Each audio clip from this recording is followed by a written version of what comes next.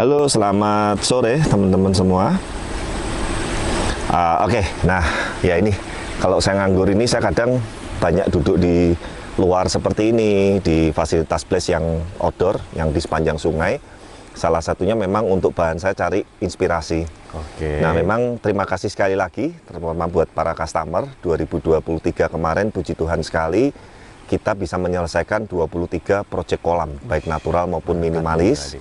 Nah, yang untuk 2024 berjalan ini sudah ada 4 proyek lagi. Yang udah antri Udah jalan. Yang antri masih ada 2 lagi. Oke. Saya masih nyelesain gambar dan desain. Nah, sekali lagi teman-teman, kenapa saya kalau dengan customer atau membuat kolam itu intinya tidak mau kolamnya yang standar-standar aja. Selalu pasti ada yang beda. Supaya maksudnya berkesan sehingga harapan saya semua kontraktor memang punya style, punya pola masing-masing, tapi saya kepengen Blaze ini punya karakter yang intinya berbeda, seperti itu. Nah, inspirasi itu bisa banyak teman-teman, bisa datang dari alam, bisa datang dari referensi YouTuber-YouTuber luar negeri, Instagram di luar negeri. Memang kiblat saya ke sana. Gitu. Tapi masalah filtrasi, saya justru kiblatnya banyak belajar dari Indonesia. Oh, bahkan Indonesia yes, itu, kalau estetikanya kita harus belajar sama luar negeri, tapi kalau masalah filtrasi, setting filter, media, flow, segala macam, orang luar harus belajar sama orang Indonesia deh kayaknya. Plus minus, makanya kita berusaha mengombinasikan dua itu. Nah teman-teman, sore ini kita kepengen update. Mungkin di video sebelumnya teman-teman lihat ada kolam natural yang baru selesai di tahun 2023 di Peak 2 di Jakarta, kapasitas kurang lebih 18 tonase. Nah ini juga deket nih, kebetulan beliau satu circle, satu temen nih. Satu komplek ya, ini. Waktu kita mulai bangun di sana, temennya datang lihat, kepengen minta dibuatin sekalian seperti itu. Nah di sini juga temanya ini natural juga. Tapi teman-teman sekali lagi, setiap rumah, setiap kondisi, setiap layout, setiap denah itu berbeda teman-teman. Makanya saya pun ini setiap mau mendesainkan, mengonsep apa, finalnya kalau RAP udah cocok semua, saya mesti harus lihat lokasi. Pasti Harus, karena insting, feeling, dan lain-lain itu bisa terbentuk maksimal saat saya berada di lokasi. Nah, teman-teman sekedar catatan, ini dulu kolam lama, jadi kolam ini kayaknya ini hanya kolam estetik ya. Dibilang kolam renang juga enggak, dibilang kolam ikan juga enggak. Karena nggak punya filter, nggak ada sistem filtrasi yang standar, dangkal, pakai batu mosaik-mosaik mirip kolam renang, terus cuman ada air mancur di tengah dua. Nanti gambarnya tolong tampilin. Nah, ini memang kita intinya nggak bisa pakai bongkar total. Bongkar total, kita setting, dan salah satu minusnya di lokasi ini, kalau teman-teman lihat dari foto dan gambar lamanya, itu sempit sekali sudutnya.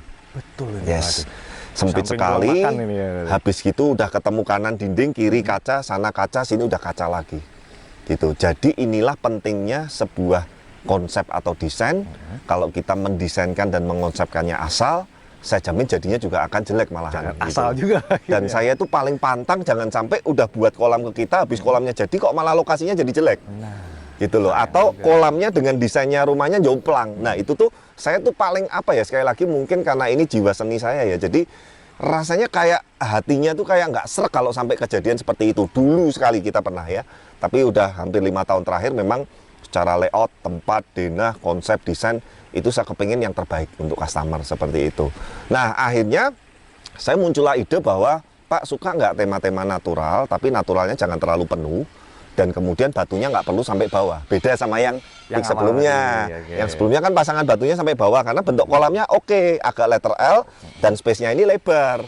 Sehingga tatanan batu-batu ini nggak kelihatan penuh. Tapi kalau yang di sini kita kasih batu sampai bawah, makin penuh sekali.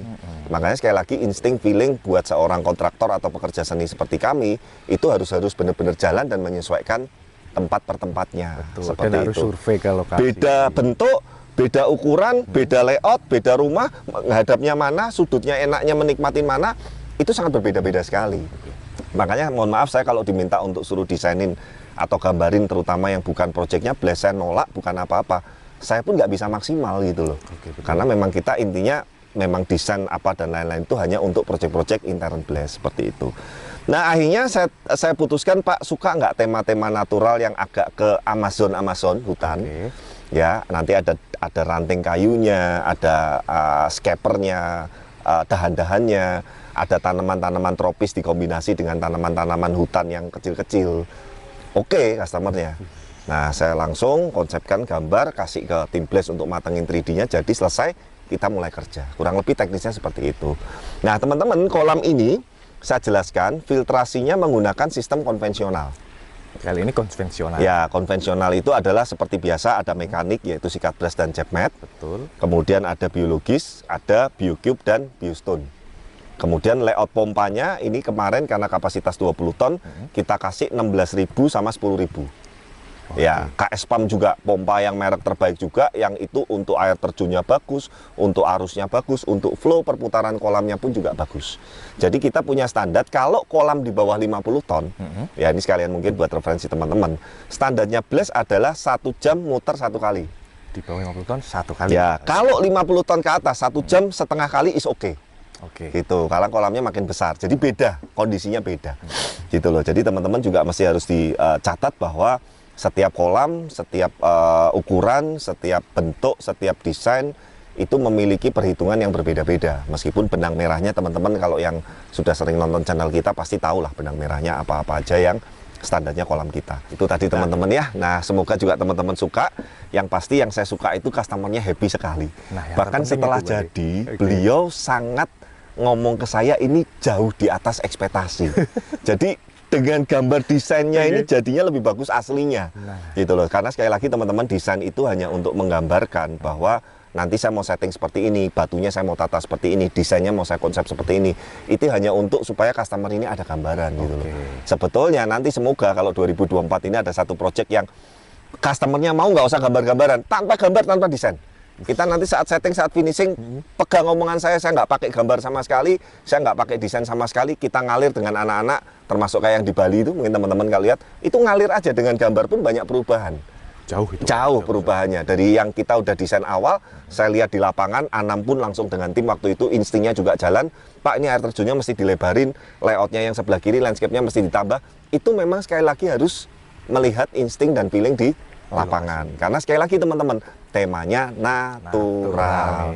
Kalau minimalis kita mungkin hanya patokan ke gambar atau desain, itu sudah ibaratnya hampir 90% seperti itu. Nah, jadi teman-teman, ini sekali lagi kolam koi dengan desain natural, dengan ada batu-batuan yang di atas dan ada yang floating. Floating itu yang batunya sedikit kerendam air, supaya kelihatan kayak batunya itu nyatu ke air, nggak di atas seperti itu. Dan ini juga udah kita sekali lagi sampaikan semua ke customernya dengan segala kondisinya, dengan segala plus minusnya dan segala macam, dan customernya oke. Nah, jadi yang sering nanya bahwa wah ini bukan standarnya kolam koi, wah kolam koi harusnya nggak boleh begitu, nggak boleh begini, nggak boleh A, nggak boleh Z. Kita sudah komunikasikan dan kita sudah aturkan yang terbaik seperti itu teman-teman. Nah, semoga teman-teman melalui karya-karya Blaze di tahun 2023 ini kita tutup total 23 proyek kolam yang kita udah selesaikan.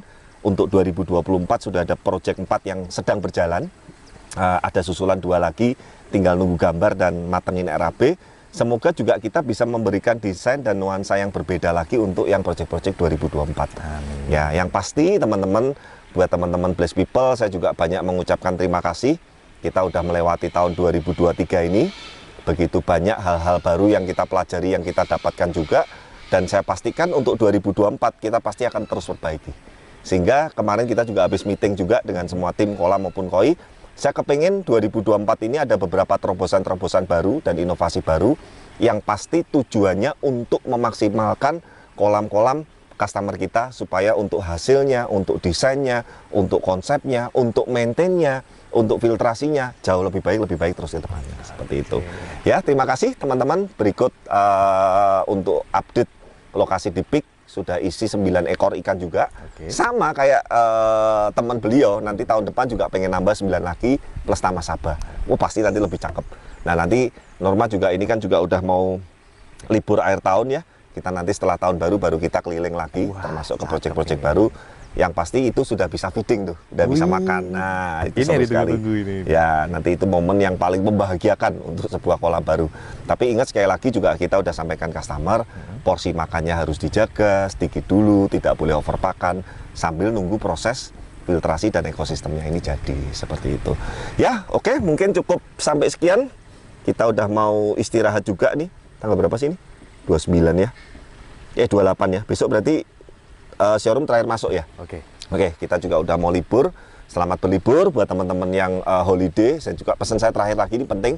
Pastikan saat teman-teman libur yang punya kolam, punya ikan, nomor satu tips paling penting adalah jangan sampai rumahnya kosong sama sekali. Betul. Ya, minggu ini aja ada 2 customer, satu customer Semarang, satu customer di mana ya kemarin ya, konteks saya salah 3 atau mana. Oke. Itu gara-gara ditinggal kosong, yang satu token listriknya kehabisan, Ini. ya. Yang satu listriknya PLN mati. Itu satu kolam habis semua. Wah. Coba bayangin, setiap tahun selalu ada begini teman-teman.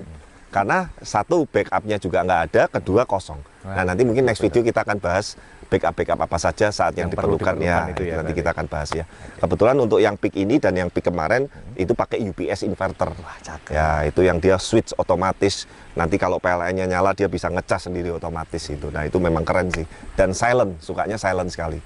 Bagus sekali ya. Terima kasih teman-teman. Jangan lupa dukung terus channel